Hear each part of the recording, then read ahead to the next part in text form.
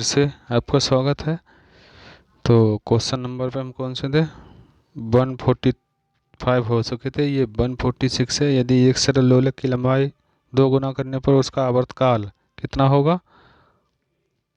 बढ़ेगा। सरल आवर्त गति में स्थित रहता है, सरल आवर्त गति में स्थित रहता है क्या? आवर्तकाल। Option number C.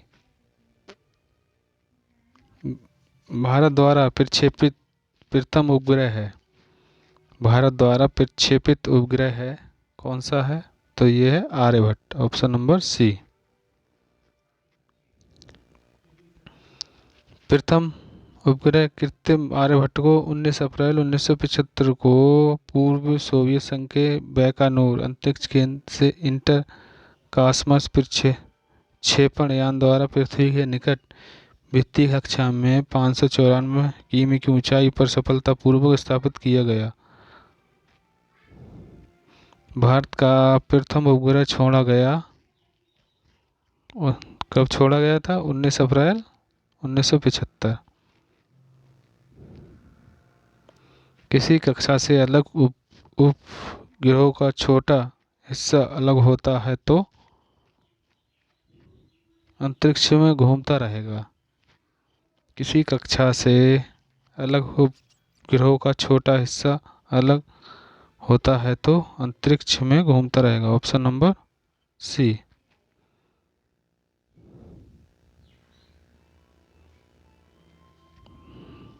कालीन से धूल हटाते समय हम इसको अचानक झटका देते हैं अथवा छड़ी से पीटते हैं, इसका कारण है क्या? कारण है विराम के जड़त्व में धूल अपना स्थान जमा लेती है तथा कालीन से धूल तभी हटती है जब कालीन में गति प्रदान की जाए। Option number A.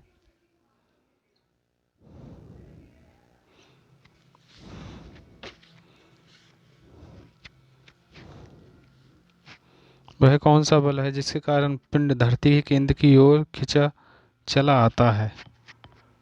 कौन सा पिंड है? तो ये है गुरुत्वाकर्षण। Option number A.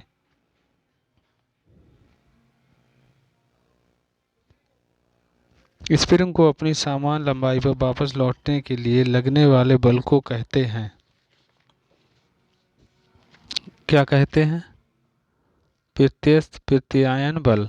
Option number D.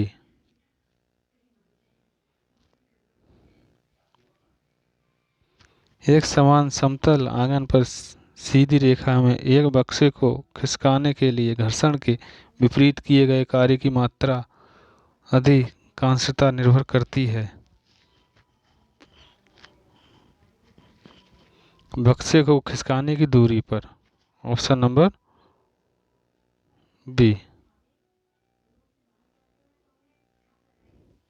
यदि किसी चल वस्तु पर लगने वाले सभी बलों का योग शून्य हो तो यह वस्तु सतत वेग से चलती रहेगी। Option number D.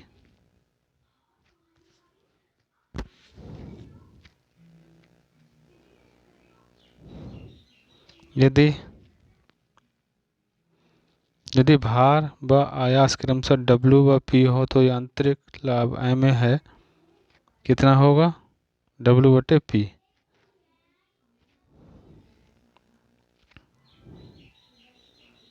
यदि भार, लोड, आयास, इफोर्ट क्रमशः WP हो तो यांत्रिक लाभ A=WP, क्योंकि उत्तोलक द्वारा उठाए गए W तथा उस पर लगाए गए आयास P के अनुपात को उत्तोलक का यांत्रिक लाभ कहते हैं। ठीक। अगला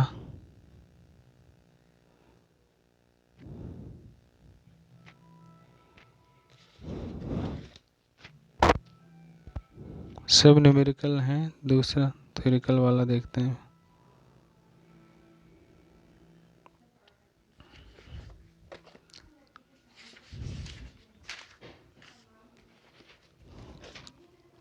किसी प्रणाली में कणों का भार केंद्रित होने वाले बिंदु को कहते हैं, क्या कहते हैं? गुरुत्वाकर्षण केंद्र, ऑप्शन नंबर डी। जब एक गैस के पात्र में दबाव बढ़ाया जाता है तो इसका द्रव्यमान कैसा होगा?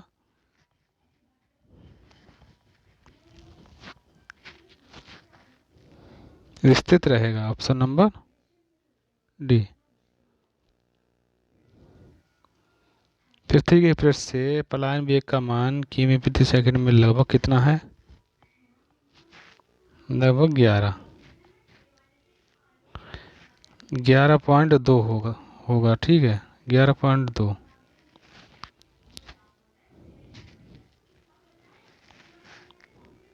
निम्नलिखित में से कौन सा कोणीय वेग की सही इकाई है? कौन सी है? रेडियन प्रति सेकंड।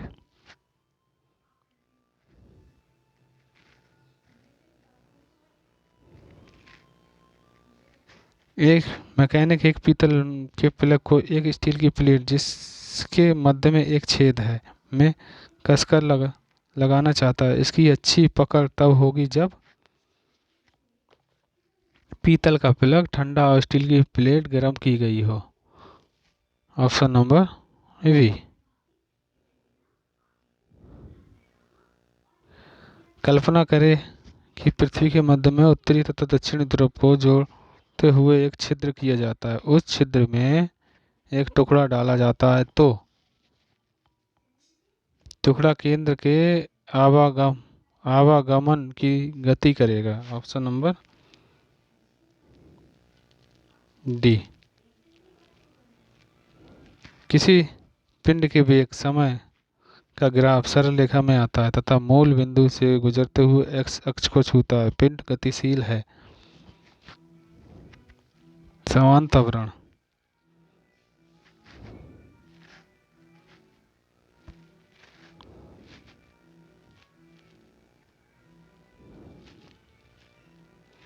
जब एक कण रैखिक सरल आवर्त गति में रहता है उसकी गतिज ऊर्जा अधिकतम होती है इसमें माध्य स्थिति पर, ऑप्शन नंबर बी।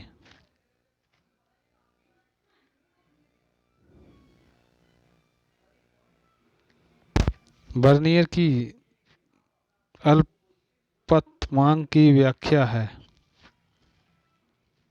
मुख्य पैमाने के एक खाने का मान और वर्नियर के कुल खानों की संख्या का अनुपात, ऑप्शन नंबर सी।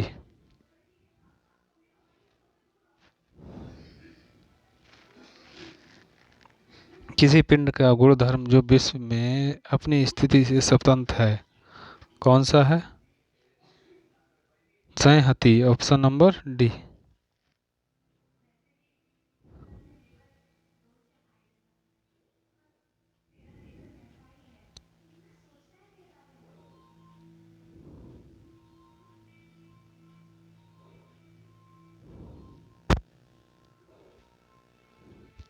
एक चलती हुई कार और एक रेल इंजन में दोनों में समान गति ऊर्जा है जिसका संवेग ज़्यादा होगा, किसका होगा?